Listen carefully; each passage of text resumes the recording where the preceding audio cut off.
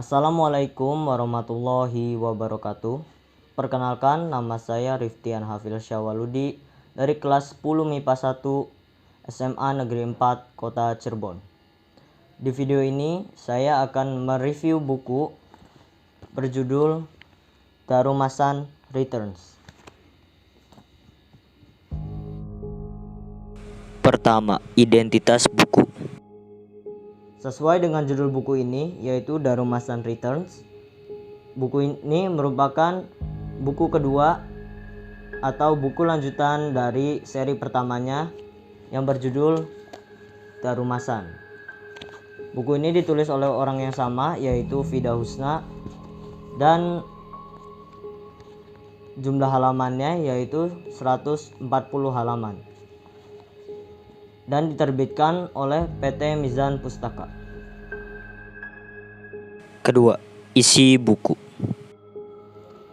Novel ini merupakan novel horor yang mengambil referensi hantu Jepang bernama Darumassan, dan di tokoh utamanya adalah Fida. Saya akan membahas singkat tentang novel pertamanya yang menceritakan tentang Fida yang tidak percaya dengan hantu dan sejenisnya. Ia menemukan sebuah permainan pemanggil hantu di internet, dan tak disangka-sangka ia mencobanya dan berhasil. Permainan ini mengharuskan ia bermain petak umpet bersama Darumassan hingga tengah malam. Dan jika gagal, Darumassan akan menghantuinya seumur hidup.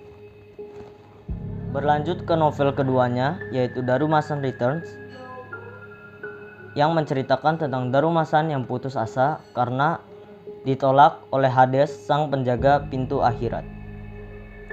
Dengan alasan Darumassan telah membunuh banyak orang. Darumassan yang putus asa didatangi oleh roh atau jiwa kakek tua yang menawarkannya untuk masuk ke akhirat dengan syarat ia diberikan 7 jiwa yang masih murni. Darumassan yang putus asa akan melakukan segala cara agar mendapatkan 7 jiwa yang masih murni itu.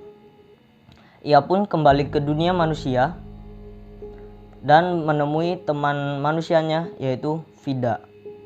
Di lain sisi, Fida juga sedang putus asa karena terancam akan mengalami kebutaan total.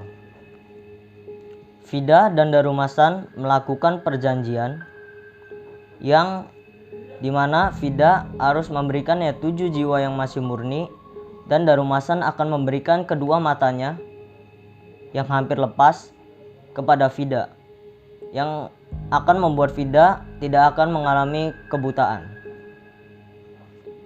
Mereka setuju dan mereka membuat suatu rencana.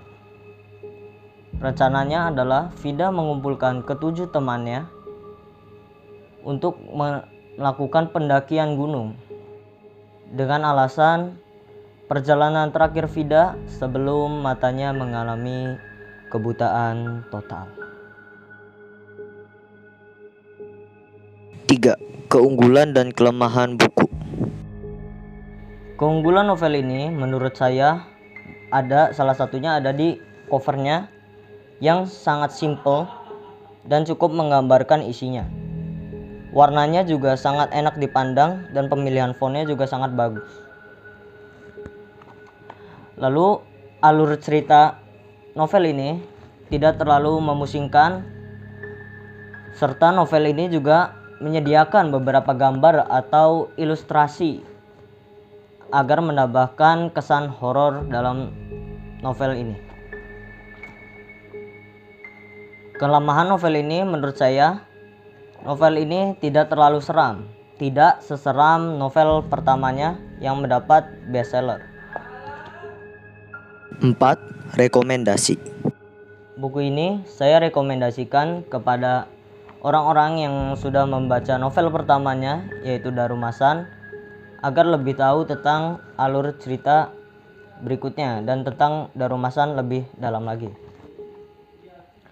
Dan saya juga merekomendasikan novel ini kepada orang-orang yang mencari novel horor tetapi tidak terlalu seram, namun alurnya sangat bagus.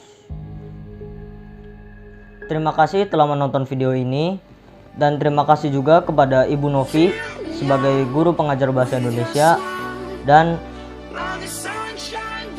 sebagai penilai di video ini. Dan saya ucapkan mohon maaf yang sebesar-besarnya jika saya ada salah kata dan mungkin kata yang kurang berkenan di hati. Sekian dari saya.